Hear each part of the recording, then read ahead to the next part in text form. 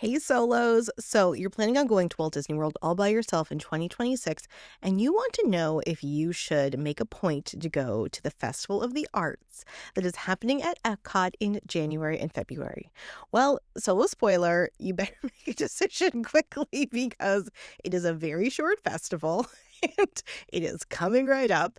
And I really like this festival. So I am really excited to talk to you all about it. Hi, everyone. It's Samantha. Olaf may not know who Samantha is, but now you do.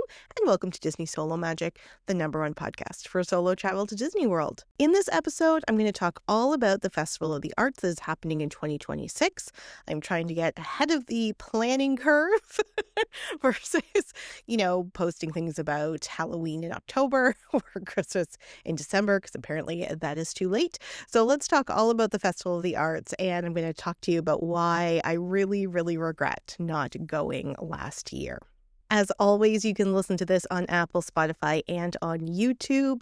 The social media links and everything like that are down below. The links to Patreon is also down below. We have a lot of great reflections and things like that coming, because what is awesome about the next few episodes, and I didn't even plan it like this, it just kind of happened, which is kind of a nice happenstance, is that there's going to be like back-to-back interviews, especially promoting books that will be really awesome to get or ask for during the Christmas season. So I'm really glad that that kind of worked out the way it did. I also have a real special surprise for the episode that will be posted on American Thanksgiving. So make sure you stay tuned for that, and make sure you're also subscribed to YouTube for that. That is a hint. All right, let's get right on into it. All right. So the International Festival of the Arts is going to run for less than 40 days in January and February. The festival is going to run from January 16th to February 23rd, and that is right after the Walt Disney World Marathon weekend that goes from January the 7th to January the 11th. Okay, look, I'll tell you all the details about the festival. Obviously, that's why you're here. But let me just tell you why this is a great festival to go to. And especially to go to solo, especially if it's like your first solo trip. So, number one, January and February, the crowds are really low. So it is not going to be a very busy time. And I think that is kind of a great way, if you have never been to Disney World solo, to experience Disney World. Like, I don't know, I guess there's pros and cons for going solo when it's really busy and then you can kind of get lost in the crowd, or going when it's a little bit more empty and then you have like more room to spread out and kind of enjoy and maybe not feel so intimidated by the crowds.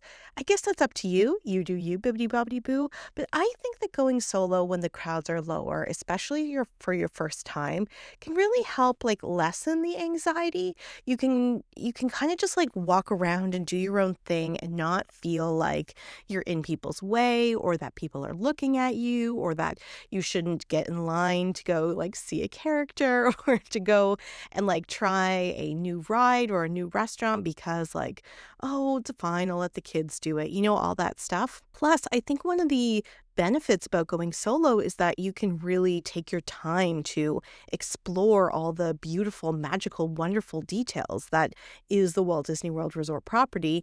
And oftentimes when you're going with others, they're like rushing you through, so you can't. You can't really focus on all of those details. And so if you're going when the crowds are really low, then it's easier for you just to go and like meander and like walk around and like explore and do and check out and not have everyone rush you. So if you think that is a good idea for your first solo trip, then going during the International Festival of the Arts is such a great time, because not only are the crowds really low, but the Festival of the Arts creates different artistic little interventions, for lack of a better word. I mean, there are definitely better words than intervention in that particular sentence. I just can't think of any, for you to go and like look for and explore and enjoy and all of that stuff. And so it kind of like gives you a thing to go and look for and do around Epcot. So let me give you an example of that. Although I'm just realizing now that apparently this episode's going to be all over the place. But don't worry, we're on we're on destination just to appreciate the Festival of the Arts. Also, some people call it farts. I will not and never do that. So there you go. Okay, so during the Festival of the Arts, there often can be like little paintings, drawings of different characters, different Disney characters. They're like kind of hidden in different spots of a different world pavilion. So, for example, you can find like Mushu hidden in the China pavilion. You can find the little brother hidden in the China pavilion. And I love to go and look for those because it gives me a chance to like notice and look for details I wouldn't have normally looked for. And it is some like cute photo opportunities as well. I know that when I've gone back during non-Festival of the Arts times, I always like hope that maybe somebody didn't remove like the Peter Pan painting from the England pavilion, like that it's still there. It's not, obviously, but it's a kind of a cool thing to go and like look for in all of the World Showcase pavilions. There are other things to look for, and I will get to that in a second. So there are 4 EPCOT festivals that happen throughout the year. International Festival of the Arts starts in January and February. Then is the Flower and Garden Festival that goes through the spring. Then the Food and Wine Festival that goes through the fall, broadly speaking. And then there is the International Festival of the Holidays that happens only in December. Also, the menus for the International Festival of the Holidays were just released for this year's festival. So go check those out if you are planning on going this December. The Festival of the Arts is like the newest festival. So how I think about the history of the festivals at EPCOT is that Flower and Garden was created first, but it was just to showcase the plants. Then there was the Food and Wine Festival. The Food and Wine Festival was very popular. It made them a lot of money with the food booths and the wine booths and all that stuff. So then the Flower and Garden Festival took on a lot of that same programming, I guess, with the food booths and the different beverages that you can get. The International Festival of the Holidays also was able to be there in December to be able to celebrate the holidays. And then, January and February, it's kind of a down period. It is after the Christmas and Thanksgiving holidays. People are broke and they're sick of their families. And it's not yet March break. So January and February have historically been a real downtime for Disney World. And so the EPCOT Festival of the Arts was created to create a little bit more color and life in Epcot during this time so that it could draw people there and that people who were there were able to get some different programming. It's less than 10 years old. I believe it started in 2017, but I feel like I have really witnessed its evolution. I went to the Festival of the Arts for the first time in 2020, pre-COVID, literally the month before COVID. And then in the years where it's come back post-COVID, one time they came out with this Figment popcorn bucket and people lost their minds. And I really feel like that was a moment that they created the Festival of the Arts as very much a Figment festival. So rather than Figment being a character, it became the character, which is cool. It's fine. But when they rely on certain things like that, they can become a little less creative. So I find the merchandise is a little less creative than it might be. Now, perhaps there'll be a bit of a reconfiguration now that the lines for the Figment popcorn buckets are lower, but it's something to just kind of keep in mind if you're like, whoa, what's all this Figment? I know that some of you listeners are big Figment fans, but Figment was never a part of my understanding of Epcot. So when I was seeing people being drawn to this character and the popcorn buckets, I was like, what? There's so much else to do and see. And so that is definitely still the case. But if you're a big Figment fan, this is a great time to go and get merchandise. So the Festival of the Arts is meant to celebrate different artistic traditions: the visual arts, the culinary arts, and the performing arts. So let's talk about all those. In terms of the visual arts, there are booths set up around the property, mainly World Showcase and like that corridor to get to World Showcase that features certain artists. Also, certain artists will come and do signings of art. And I know that those booths are usually like not lined up, but they're definitely busy. I have gone online and I like looked at different artists and I'm really excited to see them, but then I'm like, oh, I can't bring art home in my like carry on. So like what do I do? Just like go and say, "Hey, I like your art." So that is something that I've gone to do just to go say like, "Hey, I like your art," if there's nobody there. And it's nice to interact with the different artists who have created different like icons and illustrations that you are certainly familiar with throughout the parks and throughout kind of Disney social media. Some artists too are actually engaging in work, engaging in painting, things like that, so you can watch their process. So that's really cool.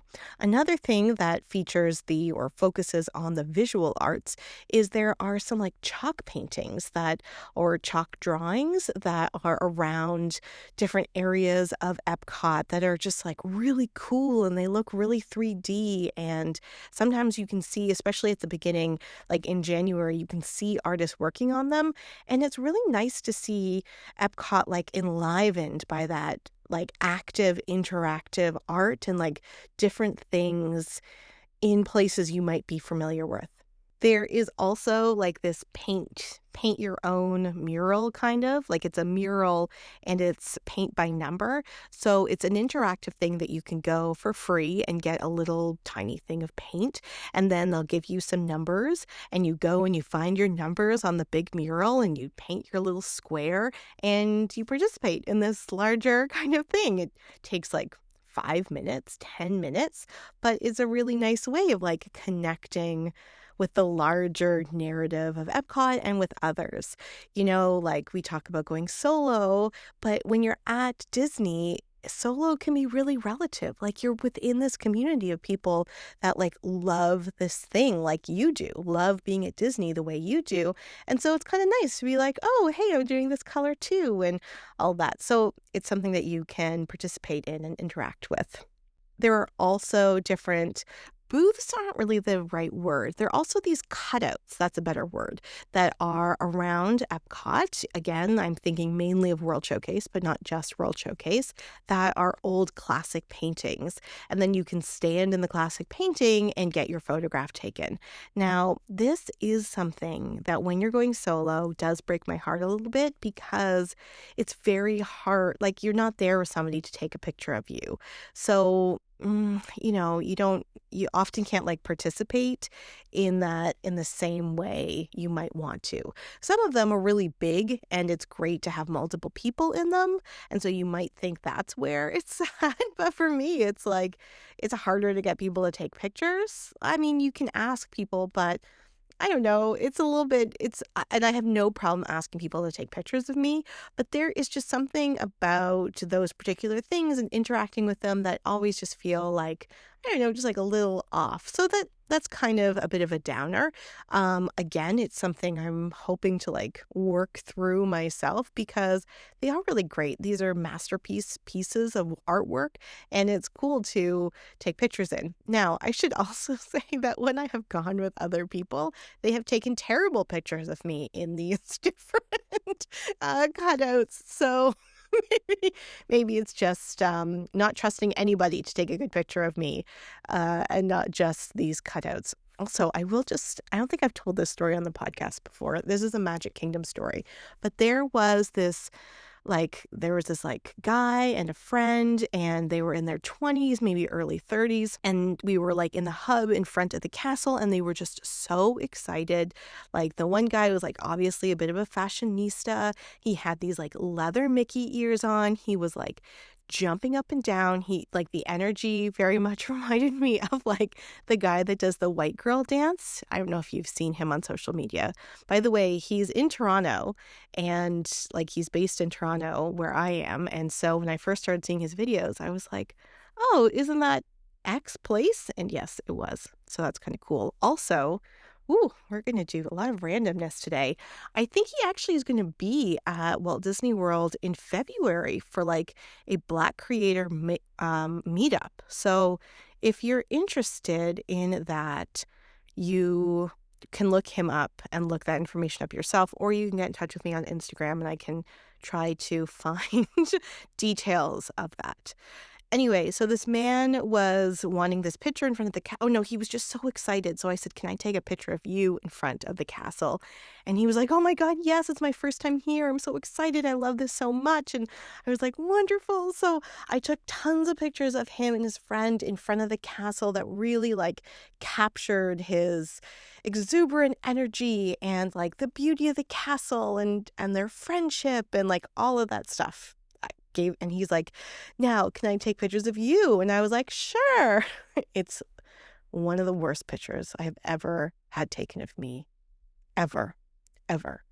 I I I don't know how you could take such a terribly bad angled photograph or not say to the person you were photographing, "Oh, like this doesn't like, can you pull this down?" Like there were elements of my clothing that were just all bunched up because I had taken pictures of some strangers for the last 10 minutes.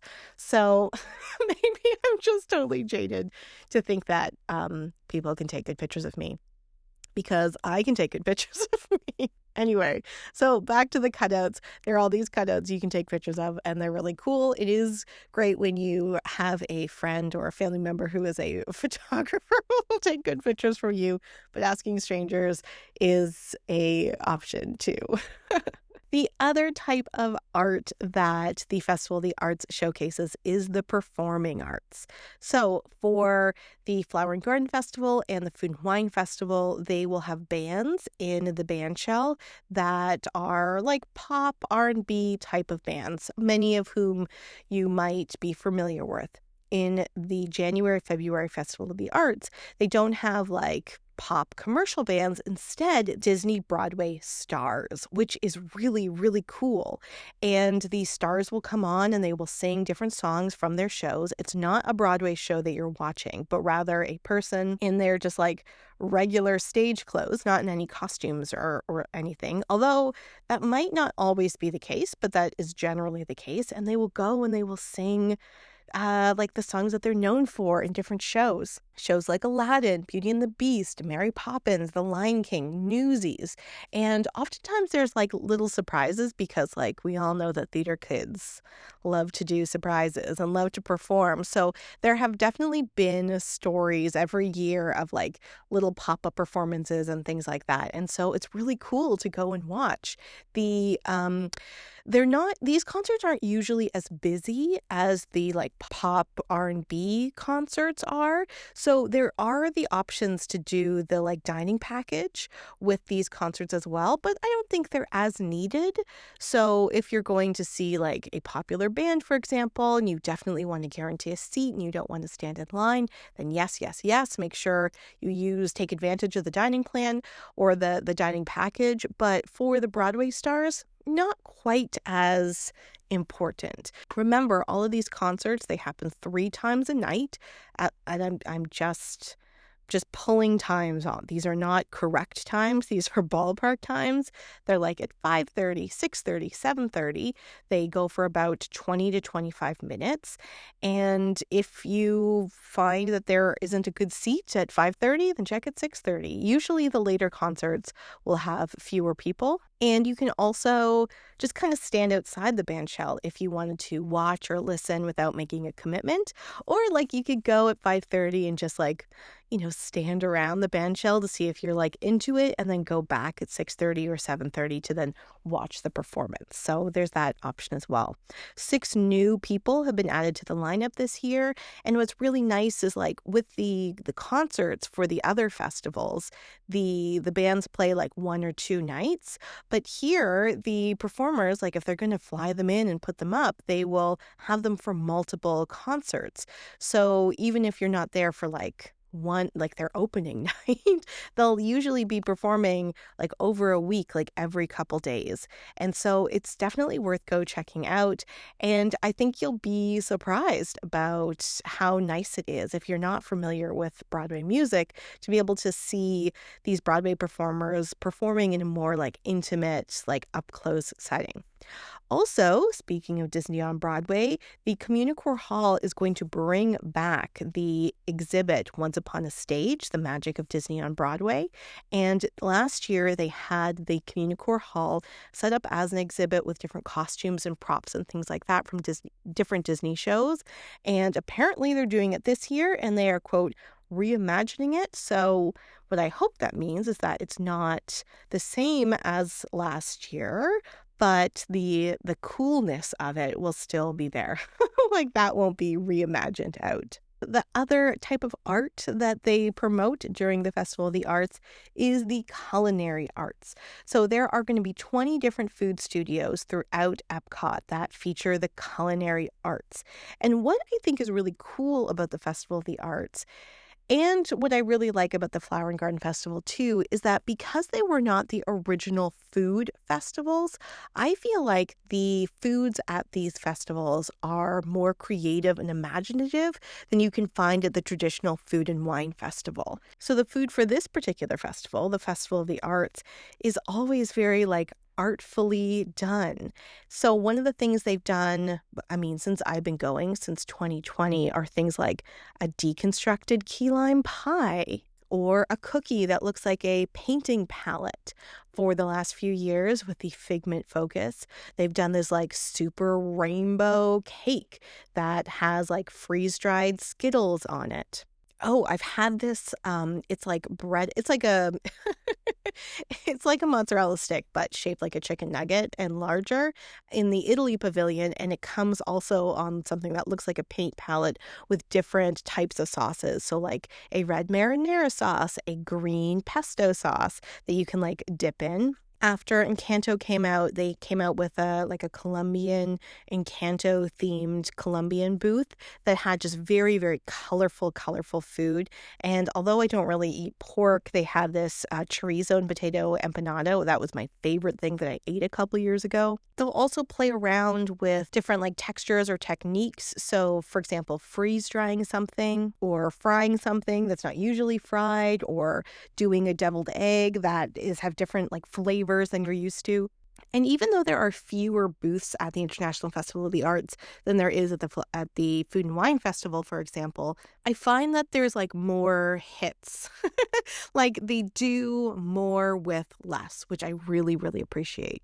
Also, just like with all the food festivals, they will do like a little what do they call it? Like for the Food and Wine Festival, it's called the fromage montage, where they have highlighted specific dishes that for the Food and Wine Festival is cheese focused, and you go around, and if you get a certain amount, then you get a little surprise ice cream at the end. They do the same thing at the Festival of the Arts, but it's a colorful palette that you're looking for. So the things that you're looking for are like red and green and yellow, which I'm a big color person, so I really love. They also do the other scavenger hunt where you're looking for a character throughout the World Showcase, and that is a cost to that scavenger hunt. But if you get them all, then you get a little prize at the end. And I used to say when I started this podcast, like, always do it. It's so much fun. But now I say, look at the prize before you buy the scavenger hunt map, because it might not be worth it. And I always tell this story about how the International Festival of the Holidays a couple years ago, one of the cast member was like, they really cheaped out on this price. And I was like, okay, well, number one, you're correct. Number two, I've already paid for it, so I'm not quite sure what to do. Also, the Vineland factory outlet that is off property, if you go, a couple weeks after one of the festivals are open, you can often find those scavenger hunt prizes for like nothing. Like these scavenger hunts are about $10 to $15, and I've seen the different prizes there for like 50 cents. So, there's that. Now, they haven't released any of the menus yet. So, all of the foods that I've talked about are foods that either I experienced in years previous or from the actual menu that they posted last year. But I mean, even if you look at the menu from last year, you're going to get the same type of thing. There isn't going to be anything that's going to be so different that you're like, oh my God, I made such a terrible decision because they have these things rather than those things. I mean, they're all delicious. They're all really good. And yes, of course, you might want to go for something very specific. But I often find that like going for those very specific things can be disappointing, where it's just like going for the vibes of it all and like not planning the things I'm going to try, but just trying as much as possible, that it's a lot more fun and I get a lot more from it. So it's up to you, of course, how you go through, but I don't think you need the menus in order to plan your trip. So should you go this year? So last year, not last year, 2025, I was like, I'm going to go to Disney less. I didn't have an annual pass because I wanted to try and focus on doing the evening events. I wanted to just see about doing some things differently in order to think about and create different content for the podcast, really, right? Like, what can I do at a resort, for example, and experience that solo that I can talk about on the podcast. So I was like, I'm not going to go in January and February, and anyway, so I decided not to go. And I also didn't go to Halloween this year. I do have a plan to go the first week of December, but even if I had to cancel that trip, which I may have had to have canceled that trip, I like thinking about that. I didn't regret not going for Halloween. If I had to cancel the December trip, I don't think I would regret not being there for Christmas. But all year long, I regretted not going to the Festival of the Arts. And I I've been really surprised by that regret. And I've really spent the last 10 months kind of figuring out, like, why did I really regret not going to this festival over other festivals? Oh, yeah, like this year I haven't gone to the Food and Wine Festival at all, for example. Although that's my least favorite festival, so I didn't really mind that. And I think it's because in January and February, and again, I'm speaking from somebody who lives in Toronto, our January, February is a very gray time of year. And when I think of the Festival of the Arts, I think of a gray background with like the bright purple of Figment, with the orange and yellow and red and green and blue from like the freeze-dried Skittles. And I think of this creative awakening that happens at the beginning of the year. And I actually like wrote a blog post for my professional work about this time of year as kind of the beginning of a year, the beginning of creativity. And I was, even though I didn't talk a lot about the Festival of the Arts in that particular blog post, I really did think about my longing to go to the Festival of the Arts, that it really is a great way to begin a year with this energy of creativity, with these inventive foods, with these little artistic interventions, with these artists everywhere creating art, talking about art, that I really felt like, at the beginning of the year, January, February, there is so much talk about like your resolutions and like weight loss and healthy living and all that stuff. But actually, I think that the narrative that we can begin the new year with about creativity and what is like blossoming, what is being created, what is like underneath underneath the surface that's going to be created as the year goes by, I think is a much more exciting narrative. And I think that's why I really missed going to the International Festival of the Arts last year. Oh, that's weird. I don't know what happened to my voice there. I think that's why I missed going to the Festival of the Arts last year, because for the previous years, I hadn't really thought about how that was such a interesting marker for me to begin the new year in like these really colorful ways after this like gray of winter. So you might have a different relationship with the winter or with creativity or beginning a new year. Although please do not buy into all of that like weight loss for the sake of weight loss stuff, because that just can be very dangerous. I mean, if you have certain goals, that's great, but we're all perfect in our own ways. You know what I mean? But I think there is something about creativity that is just a really awesome way to begin the new year. And again, there's low crowds.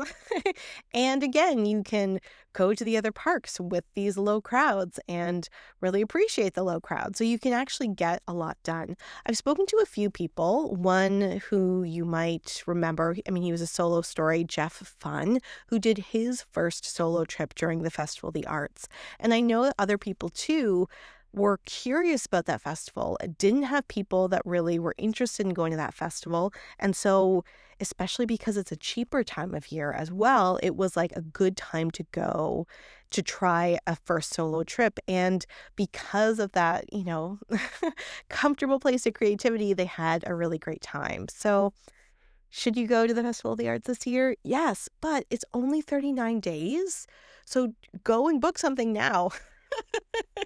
Like, go book something now. They're just, it doesn't run that long. It's this like little special little chunk of time. So I would highly recommend it. And if you can't go this year, no problem. Think about going in 2027. Technically, it's going to be their 10-year anniversary, but I don't know if they'll count it because I guess they didn't have to cancel it. I guess they didn't have to cancel it because it happened right before COVID and it would have been open in 2021. Anyway, so I think next year is going to be their 10-year anniversary. So if you can't go this year, no worries. Think about going next year. Remember, January is one of the cheapest times that you can go. Even though they haven't released the dates yet, you can usually think of to mid to end January to like mid to end February. You can book a hotel now, and when they start having discounts, you can go and apply those discounts to your room. So it doesn't matter if you book the room earlier than when the discounts get released. That's totally fine. And take a look on social media this year about things that people have done solo at the International Festival of the Arts to see if it is the place that you want to do a solo trip in 2027. So if you miss it this year, don't worry. You can always do it the previous year. So I already have my dates in. I have the the hotel booked for this year. I'm really excited. I hope nothing changes so that I will have to miss it this year. But no, it's not going to change. I'll make sure to get there. I've regretted it too much. So anyway, yes, I do think you should go. I think you'll have a great time. And let me know. Let me know if you go. All right, solos. Until next week. Bye. Hey Solos, it's Samantha. I hope you enjoyed this episode and all the episodes of Disney Solo Magic, the #1 podcast for solo travel to Disney World. You can reach me on all of the different social media. All of those links are in this description below. You can also listen to this podcast on Apple, Spotify, and on YouTube. It'd be really great if you rated, reviewed, and subscribed. It's really a wonderful way to let other people know about the podcast. And as you know, we also have a Patreon where you can get bonus content, you can get bonus episodes, you can get all of the videos of us doing the solo stories and a whole bunch more. So come and join us on Patreon. And thanks again for listening to the podcast. Bye.